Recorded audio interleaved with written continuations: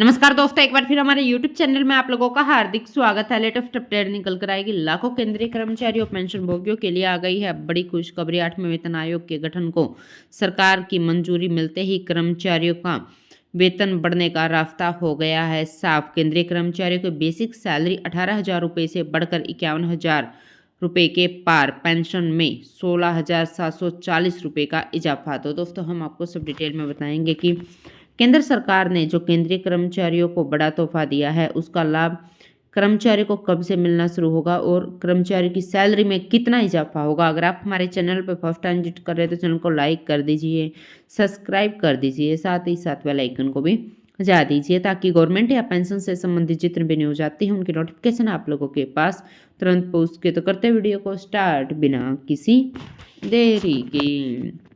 दोस्तों 7वें वेतन आयोग को लागू हुए पूरे 9 साल हो गए हैं। इन 9 सालों में महंगाई 7वें आसमान पर पहुंच गई है। लगातार बढ़ रही महंगाई ने लोगों की परेशानियां भी बढ़ा दी है, जिसकी वजह से कर्मचारियों द्वारा 8वें वेतन आयोग को लागू करने के साथ साथ वेतन और पेंशन में बढ़ोतरी करने की मांग की जा रही है।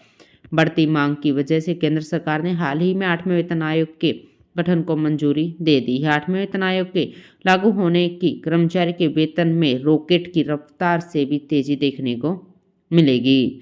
केंद्र सरकार द्वारा अब जल्द ही केंद्रीय कर्मचारियों के लिए 8वें वेतन आयोग को लागू किया जाएगा। उम्मीद लगाई जा रही है कि 8वें वेतन आयोग के लागू होने पर कर्मचारियों को काफी फायदा होगा, साथ ही साथ उनके वेतन में भी वृद्धि होने की उम्मीद है। इस बार उम्मीद है कि कर्मचारी का फिटमेंट फैक्टर कम से कम 2.86 तक किया जा सकता है।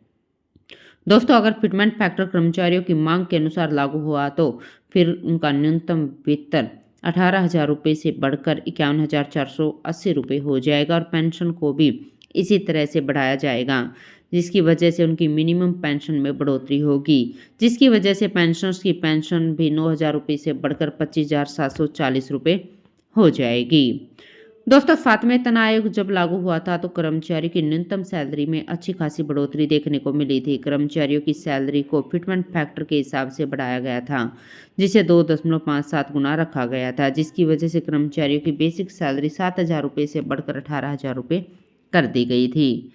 दोस्तों फिटमेंट फैक्टर के आधार पर ही कर्मचारियों की और पेंशनर्स की सैलरी और पेंशन बढ़ाई जाती है। इस फॉर्मूले के आधार पर ही कर्मचारी के वेतन में जबरदस्त इजाफा होता है।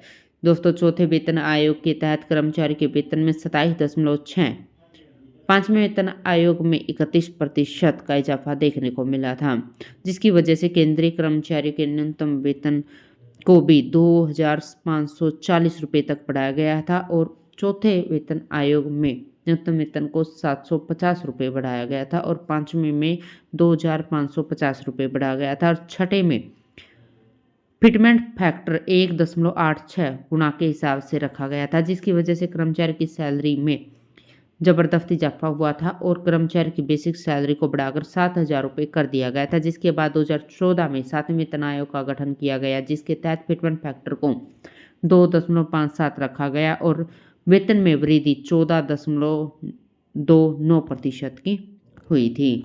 तो दोस्तों आज के लिए इतना ही, मिलते हैं नेक्स्ट वीडियो में, तब तक के लिए जय हिंद, जय भारत।